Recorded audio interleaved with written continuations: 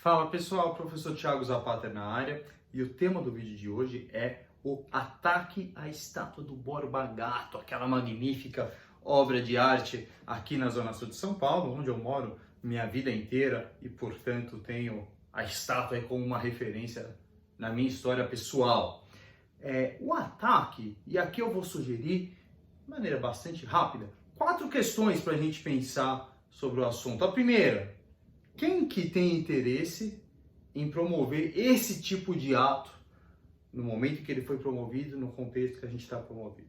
Coisa da esquerda, etc. Tal. Vamos pensar sobre isso. Segundo, será que é uma manifestação política válida a destruição de monumentos públicos que propõe certa ideologia? Terceiro, importante, o Borba Gato merece uma homenagem pública? E quarto, como lidar, com essa discussão? Por partes. Primeiro, quem será que foi que tentou incendiar a estátua do Borba Gato? Quem se apresentou como autor desse ataque? Um grupo chamado Revolução Periférica. Nunca tinha ouvido falar. Não acho que seja um grupo conhecido. Pode ser que seja um grupo radical de esquerda se opondo a uma ideologia bandeirante, mas eu sugiro aos interessados que pesquisem um pouco a história da bomba do Rio Centro e de bombas em bancas de jornal, que tem a referência na música do Legião Urbana.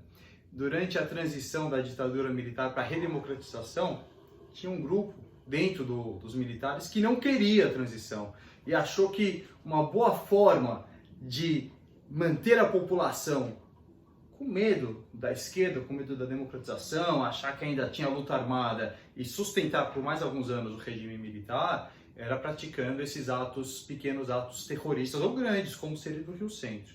Era um grupo dentro do próprio regime militar.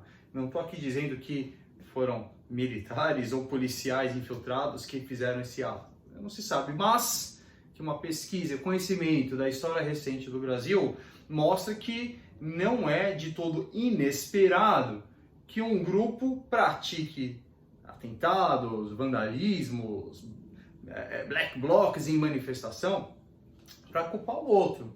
Isso aconteceu num dia de manifestações no país inteiro contra o governo Bolsonaro e a imagem do dia é a estátua do Borba Gato. A discussão predominante não é o protesto contra o governo, mas a violência da esquerda. Então, é de se pensar em termos estratégicos, em termos políticos, o que faz mais sentido. Digo ainda que quem mora aqui na região ficou muito surpreso, porque aquilo levou várias horas para se montar a barricada, interromper o trânsito.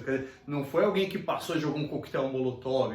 Não ficaria surpreso se esse grupo aí que se apresentou como autor do ataque tivesse infiltrados querendo polarizar.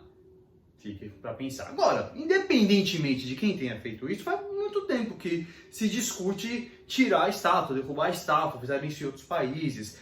Essa é a melhor abordagem quando tem um monumento público que homenageia algo que a gente repudia, ou uma violência qualquer, o correto ou o melhor a se fazer é ir lá derrubar? Eu acho que não. O que eu vejo ali, independentemente da discussão sobre a homenagem aos bandeirantes, eu acho que um grupo pequeno de pessoas decidir qual é a melhor saída e praticar um ato de violência contra o resto da população, não é um pequeno grupo de pessoas dispostas a atos de violência que tem que decidir o destino do resto das pessoas ou dos monumentos públicos. Acho que não é por aí. Agora, a gente não pode limitar a discussão à violência desse ato. Ainda que seja um ato de um grupo de esquerda querendo simbolicamente mostrar resistência à ideologia bandeirante, limitar a discussão à violência do ato desse grupo é deixar de lado a real causa do problema, como se o problema inteiro se limitasse a isso. Sou contra derrubar a estátua. Agora, sou muito a favor de se discutir qual o sentido de um monumento público homenageando Borba Gato. E aqui a discussão que todo mundo virou doutor em história de São Paulo a partir da Wikipedia com essa discussão. A gente viu muita gente correndo, mas o Borba Gato... Dois grupos, A gente falou, o Borba Gato não foi um genocida de indígenas. Ele foi um dos, diferentemente de outros bandeirantes, ele era brother dos indígenas, isso inclusive está mostrado lá no monumento. Isso é um grupo. O outro grupo, mais triste, não pode ver alguém acusado de ser assassino, racista e violento que já corre para defender porque se identifica com o cara. Veja, a disputa histórica sobre a biografia do Borba Gato é uma coisa. E independentemente dele ter sido um genocídio ou não, né, quantos índios ele matou, ele não era um cara legal, tá? Isso a história do Borba Gato, fora de disputa de narrativa, ela não é uma história virtuosa. O Borba Gato cometeu assassinato, ficou foragido da justiça, comprou o próprio perdão com ouro, viveu 10, 15 anos entre índios que ele tinha domesticado, o que quer que isso queira dizer, depois participou na Guerra dos Emboabas, na qual um exército de índios cativos foi utilizado. Quer dizer, ele pode não ter sido um Fernão Dias, mas não era assim nenhum santo também, isso é o Borba Gato. Agora, a estátua do Borba Gato, claro que é do Borba Gato, ela homenageia a biografia excepcional do Borba Gato entre os bandeirantes. Ela é uma homenagem ao fato de que o Borba Gato era um cara diferente, ou ela é uma homenagem aos bandeirantes em geral? E aqui é interessante conhecer a história de quando e por que se começou a fazer em São Paulo homenagens aos bandeirantes. E se você for pesquisar, vai ver isso vem dos anos 20, dos anos 50, existia até teorias raciais de que São Paulo teria, com origem bandeirante, uma superioridade racial mais ligada à Europa em comparação ao resto do Brasil. E, portanto, os bandeirantes gigantes, né? Isso na época, a teoria... Então, assim, existe a história do Borba Gato, existe a história dos bandeirantes, existe a história do porquê se resolveu fazer homenagens aos bandeirantes de São Paulo, e tudo isso tem que entrar numa discussão quando a gente pensa é merecido uma homenagem, uma estátua pública não é só uma obra de arte ou não, ela é um monumento público, existe ali uma homenagem. E a comunidade, assim como um pequeno grupo não pode, com o uso da violência, decidir derrubar estátuas, a gente tem que lembrar que também foi um pequeno grupo de políticos que decidiu, com base em determinadas ideias da época, fazer uma homenagem.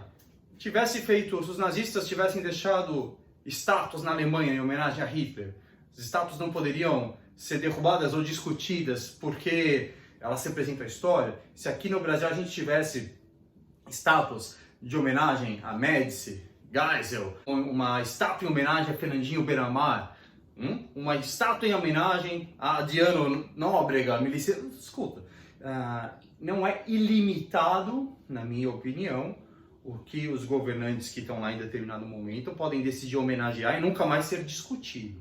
Então, não quer dizer que eu acho correto a violência de derrubar estátuas. Qual a solução então, Thiago? Eu acho que a solução, e o caso do Borba Gato ilustra bem isso, não é menos discussão, é mais discussão. Deviam fazer uma estátua do lado da estátua do Borba Gato, do mesmo tamanho, maior, de um índio.